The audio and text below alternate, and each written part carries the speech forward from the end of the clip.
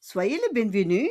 Mabuhay po tayo dyan. Welcome back po again with Learn French for Filipinos with Lourdes. Le verbe français au présent. Le verbe français au présent. Le verbe, what is our verb? Our today's verb is montrer. Montrer. Montrer means to show or to present something. Okay? So this verb is very simple, useful, and perfect for sharing things. Are you ready to discover the conjugation of the verb montrer au présent? Allez, tara na, let's go. On y va to conjugate the verb montrer au présent. Let's go. Comment conjuguer? How to conjugate?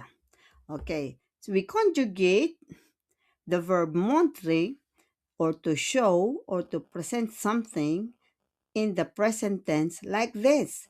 Nous conjuguons le verbe montrer au présent comme ceci. Example. Example po no. Exemple. Example is exemple. Je montre mes photos de voyage à mes amis. Again, je montre mes photos de voyage à mes amis. Okay, I show my travel pictures or photos to my friends. Okay, ami may S yan, but there is friends. It means it's plural. Okay, plural, it means a lot. Okay, next.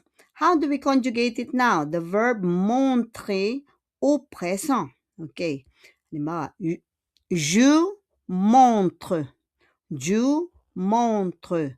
I show. Tu montres.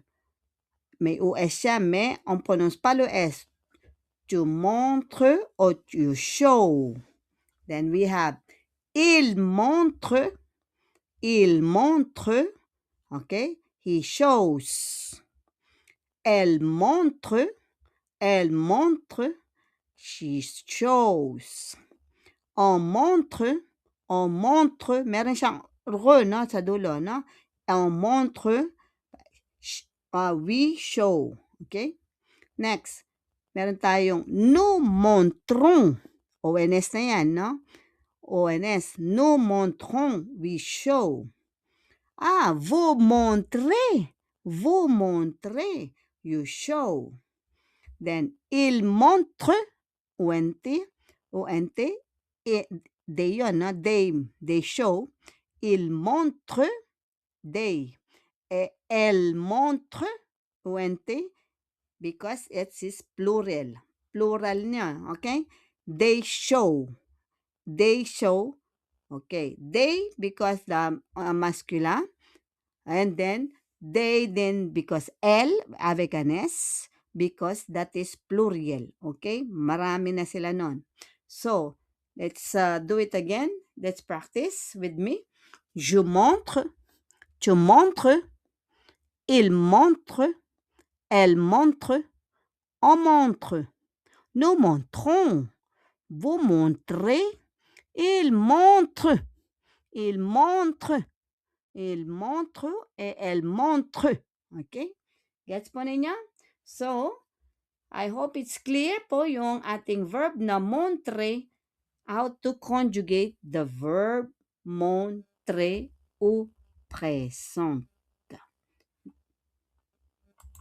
Merci d'avoir appris avec nous. Nous, because no siya doon, because there are two. But pag ako lang, if only me, merci d'avoir appris avec moi. Okay? Moi kasi it's me. But avec nous, because there are two persons there on the photo that are not image in French, image in English. So, may dalawang bata dyan. So, thank you for learning with us. But thank you for learning with me.